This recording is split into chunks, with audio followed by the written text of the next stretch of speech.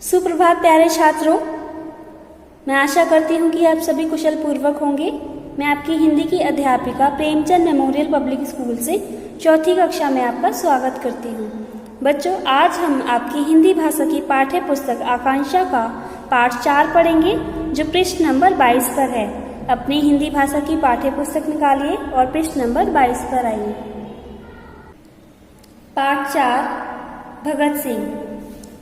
बच्चों, इस पाठ में हम क्रांतिकारी शहीद भगत सिंह जी के बारे में पढ़ेंगे और जानेंगे कि किस प्रकार उन्होंने भारत को स्वतंत्र कराने के लिए अपने प्राणों का बलिदान किया।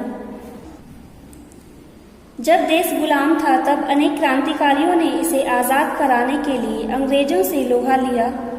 इन्हीं क्रांतिकारियों में एक थे शहीद भगत सिंह। बंदूकें बो रहा हूँ जैसे वाक्य से भगत सिंह के बचपन से ही क्रांतिकारी तेवरों का पता चलता है। भगत सिंह, राजगुरु, सुखदेव व लाला लाजपत राय का आत्म बलिदान व्यर्थ नहीं गया। अंग्रेजों की दास्ता से मिली स्वतंत्रता हमें सहज ही भगत सिंह के प्रति सम्मान से भर देती है। बच्चों, जब देश गुलाम था, तब अनेक क्रांतिकारियों ने इसे आज़ाद कराने के लिए अंग्रेजों का सामना किया और उन्हें भारत छोड़ने के लिए विवश किया। इन्हीं क्रांतिकारियों में से एक थे शहीद भगत सिंह जी।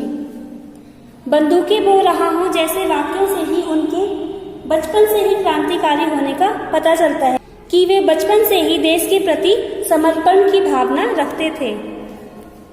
भगत सिंह, राजगुरु, सुखदेव और लाला लाजपत राय का आत्म बलिदान व्यर्थ नहीं गया। इन्हीं क्रांतिकारियों के बलिदान के कारण ही आज हम स्वतंत्र भारत में चैन की सांस ले रहे हैं। अंग्रेजों की दास्ता से मिली स्वतंत्रता हमें इन क्रांतिकारियों के प्रति सम्मान से भर देती है। शाम होने वाली थी, लेकिन वीरा स्कूल से अब तक नहीं लौटा था, इसलिए घर के सभी लोग घबरा उठे। इसकी सबसे बड़ी वजह थी जलियांवाला बाग की घटना, जिसकी दहशत अभी भी बरकरार थी। काफी रात बीतने पर वीरा बड़ा उदास सा घर लौटा। उसकी बड़ी बहन बोली, कहाँ गया था वीरा? सब जगह तुझे ढूंढा, चल खाना खा ले। वह फफक कर रो उठा। उसने अपनी जेब से एक शीशी निकाली जिसमें मिट्टी भरी हुई थी। उसने कहा, यह मिट्टी नहीं, अमर शहीदों का खून है। वह रोज उसी शीशी में भरी हुई मिट्टी से तिलक लगाता, फिर स्कूल जाता। शाम होने तक भी वीरा के घर न लौटने पर सभी घर वाले परेशान हो गए थे।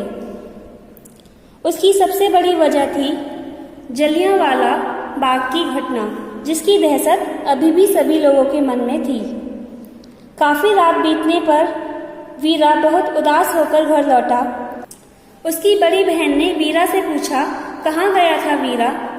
तुझे सब जगह ढूंढा, चल अब खाना खा ले। तभी वीरा फफक कर रो उठा। उसने अपनी जेब से एक शीशी निकाली जिसमें मिट्टी भरी हुई थी। उसने कहा, यह मिट्टी नहीं, अमर शहीदों का खून है। और वह उस मिट्टी से रोज तिलक लगाकर स्कूल जाता। यह वीरा कोई और नहीं, महान क्रांतिकारी भगत सिंह थे। भारतीय स्वतंत्रता के लिए जिन सपूतों ने अपने प्राणों का बलिदान किया, उनमें सरदार भगत सिंह का नाम स्वर्णाक्षरों में अंकित है। सरदार भगत सिंह का जन्म लायलपुर में 27 दिसंबर 1907 ईस्वी को हुआ था। लायलपुर अब पाकिस्तान में है। भगत सिंह की माता का नाम विद्यावती और पिता का नाम किशन सिंह था। उनकी बड़ी बहन का नाम अमरो था। जिस समय भगत सिंह का जन्म हुआ था, उस समय पूरे देश में अंग्रेजी शासन के खिलाफ विद्रोह की ज्वाला धधक रही थी। जन्म के समय भगत सिंह के पिता लाहौर के सेंट्रल जेल में बंद थे। बच्चों, क्या आप जानते हैं वीरा कौन था? महान क्रांतिकारी भगत सिंह के बचपन का नाम वीरा था। भारत की आज़ादी के लिए जिन सपूतों ने अपने प्राणों का बलिदान दिया, उनमें से सरदार भगत सिंह का नाम स्वर्णाक्षरों में अंकित है। स्वर्णाक्षरों का अर्थ होता है सोने की स्याही से लिखित अक्षर। सरदार भगत सिंह का जन्म लायलपुर में 27 दिसंबर 1907 ईस्वी को हुआ। हिंदुस्तान और पाकिस्तान का बंटवारा होने के कारण लायलपुर पाकिस्तान के हिस्से में चला गया। भगत सिंह की माता का नाम विद्यावती और उनके पिताजी का नाम किशन सिंह था और भगत सिंह की बड़ी बहन का नाम अमरो था। जिस समय भगत सिंह का जन्म हुआ उस समय पूरे देश में अंग्रेजी शासन के खिलाफ विद्रोह चल रहा था और भगत सिंह के जन्म के समय उनके पिता लाहौर की सेंट्रल जेल में बंद थे।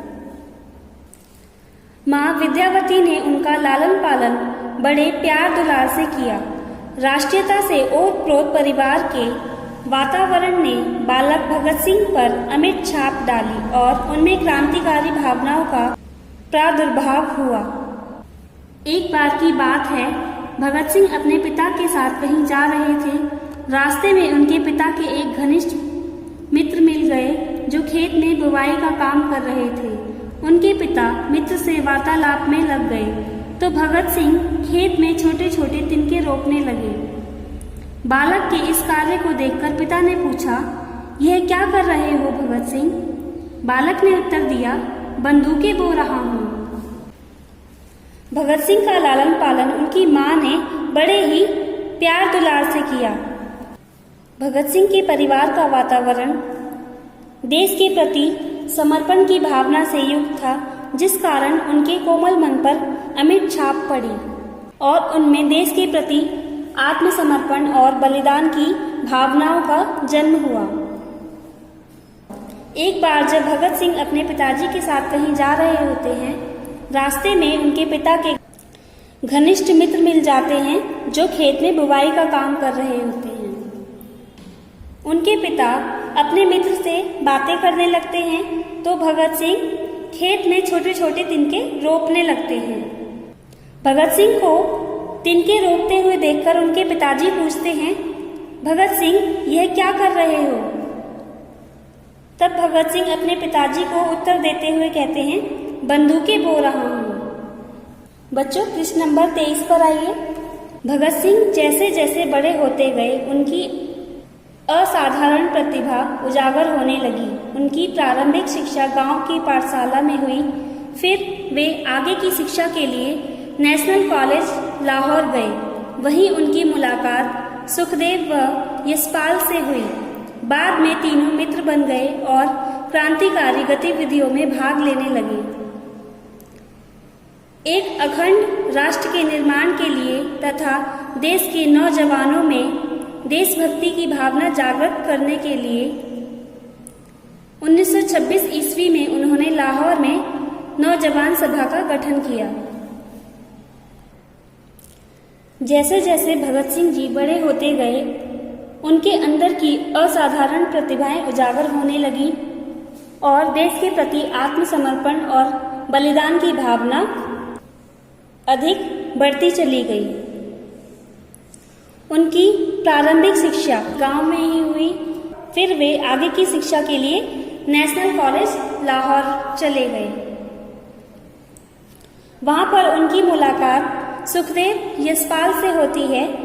बाद में ये तीनों मित्र बन जाते हैं और भारत को स्वतंत्र कराने के लिए क्रांतिकारी गतिविधियों में भाग लेने लगते हैं।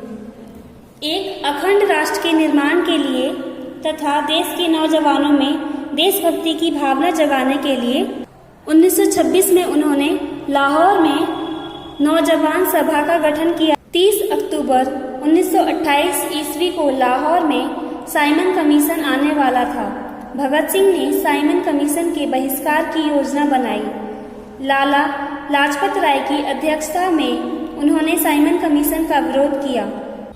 साइमन वापस जाओ, इनकलाब जिंदाबाद के नारे लगाए।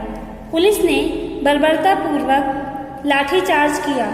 इसी घटना में चोट लगने के कारण बाद में लाला लाजपत राय की मृत्यु हो गई। क्रोध में आकर भगत सिंह ने अपने मित्रों के साथ मिलकर पुलिस कमिश्नर सैंडर्स की हत्या कर दी। उन्होंने खून का बदला खून से लिया। भगत सिंह और उनके मित्रों को गिरफ्तार कर लिया गया। 23 मार्च 1931 ईस्वी को राजगुरु सुखदेव और भगत सिंह को फांसी की सजा दी गई। यह दिन शहीद दिवस के रूप में मनाया जाता है। शहीद भगत सिंह जैसे क्रांतिकारियों के अथक प्रयासों और क्रांतिकारी आंदोलनों के फलस्वरूप ही आज हम स्वतंत्र भारत में सांस ले रहे हैं। भगत सिंह और उनके मित्रों ने 30 अक्टूबर 1928 को लाहौर में साइमन कमीशन के बहिष्कार की योजना बनाई और लाला लाजपत राय की अध्यक्षता में उन्होंने साइमन कमीशन का विरोध किया। साइमन कमीशन वापस जाओ, इनकलाब जिंदाबाद के नारे भी लगाए। साइमन कमीशन का विरोध कर रहे लोगों पर पुलिस ने लाठीचार्ज किया। इसी घटना में चोट लगने की वजह से बाद में लाला लाजपत राय की मृत्यु हो गई, जिस वजह से भगत सिंह को बहुत गुस्सा आया और उन्होंने गुस्से में आकर अपने मित्रों के साथ मिलकर पुलिस कमिश्नर सैंडर्स को मार दिया। उन्होंने खून का बदला खून से लिया। कमिश्नर की हत्या के जुर्म में भगत सिंह और उनके मित्रों को गिरफ्तार कर लिया गया। 23 मार्च 1931 को राजगुरु सुखदेव और भगत सिंह को फांसी की सजा दी गई। यह दिन शहीद दिवस के रूप में मनाया जाता है। शहीद भगत सिंह जैसे क्रांतिकारियों के आखिरी सांस तक किए गए प्रयासों और आंदोलनों का फल यही है कि आज हम स्वतंत्र भारत में सांस ले रहे हैं। संदेश: स्वतंत्रता सेनानियों के महान बलिदानों से ही हम आज स्वतंत्र हैं। भारत को स्वतंत्र कराने के लिए स्वतंत्रता सेनानियों द्वारा दिए गए बलिदानों से ही हम आज स्वतंत्र हैं। इसलिए हमें उनके बलिदान का सम्मान करना चाहिए और अपने देश के प्रति आत्मसमर्पित होना चाहिए। बच्चों, मैं आशा करती हूँ कि आप यह पाठ अच्छी तरह से समझ चुके हैं। पृष्ठ नंबर 24 पर आपको अभ्यास माला दी गई है। पृष्ठ नंबर 24 पर आइए। बच्चों, पृष्ठ नंबर 24 और 25 पर आपको अभ्यास माला दी गई है। आप इस पाठ को एक बार और अच्छी तरह से पढ़ेंगे। उसके पश्चात दी गई अभ्यास माला को अपनी पुस्तक में करने का अभ्यास करेंगे। ओके? यदि आपको इस पाठ से संबंधित कोई प्रश्न पूछना है तो आप बेझिझक पूछ सकते हैं। धन्यवाद।